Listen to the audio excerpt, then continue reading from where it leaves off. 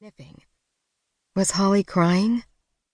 In the months following her father's death, this had been a daily ritual.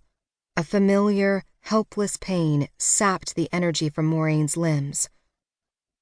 "Are you okay?" The water came on again, blocking out the quiet sobbing.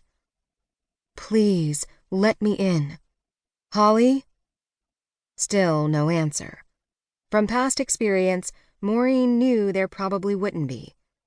In her grief, Holly had withdrawn from her mother, refusing to take the comfort Maureen ached to provide. Silence descended as the water was turned off. Maureen made quick use of the opportunity to be heard. "Holly, please tell me what's wrong." "You've got to be kidding." Maureen flinched. When had her daughter perfected that icy, cutting tone? Something slammed. The toilet seat? The medicine cabinet? A second later, the door opened and Holly glared at her. Eyes red, cheeks flushed, lips swollen. Maureen longed to hold out her arms, but she knew, oh, how she knew, that her daughter would just back away. "What is it, sweetie?" Maybe she'd heard one of her dad's favorite songs on the station she liked to listen to in the morning, or had a sad dream. "You are so insensitive. I can't believe it." Maureen stepped to the side so Holly could leave the bathroom. Oh, how she longed for the simplicity of a 2-year-old's temper tantrum. "It's a year today," Holly burst out. "You didn't even remember." Instantly, Maureen understood. "I'm sorry, Holly." But her daughter had already taken off down the hall. A second later, the front door slammed. Maureen swallowed an urge to scream, then went to the living room window. She caught a glimpse of Holly from the back as she ran across the street toward school. Poor, sad, confused child. She missed her father so much. Maureen wished her own grief could be so uncomplicated. 2 minutes after she was in her BMW, Maureen was on the cell phone using the Bluetooth function. At a red light, she speed-dialed her assistant.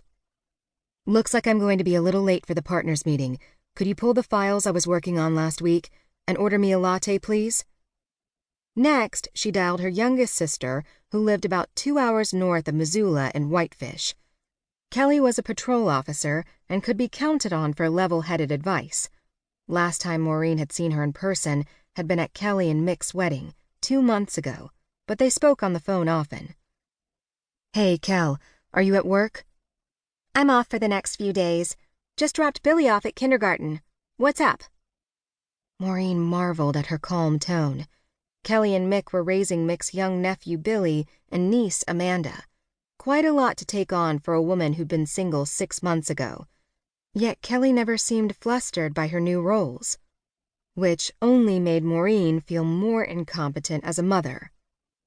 Holly was crying in the bathroom again this morning. As usual, nothing I said helped. Should I try a different grief counselor? Holly hadn't seemed to benefit from sessions with 2 previous psychologists, and Maureen had given up. But maybe she needed to try therapy one more time. "It's the year anniversary today, isn't it?" Kelly said. Yeah. Geez, even her sister had remembered. Maybe she was the heartless monster her daughter thought she was. "It's pretty normal for her to be upset on a day like today. Honestly, I'm more worried about you. You're so busy worrying about Holly, you never take time for yourself. I know it's hard to lose a father. Didn't we all grow up without one? But you lost your husband, your life partner." Maureen resisted the urge to groan. Yes, Rod's death had been a tragedy, but their marriage had been far from the rosy union her sisters seemed to imagine. "At least we had sisters," Kelly continued. "Holly's an only child, and she and Rod were so close." They sure were. It had been painful for Maureen sometimes how obvious Holly's preference for Rod was over her. She couldn't pinpoint the moment her doting toddler had begun running to Daddy when she had a problem instead of Mommy.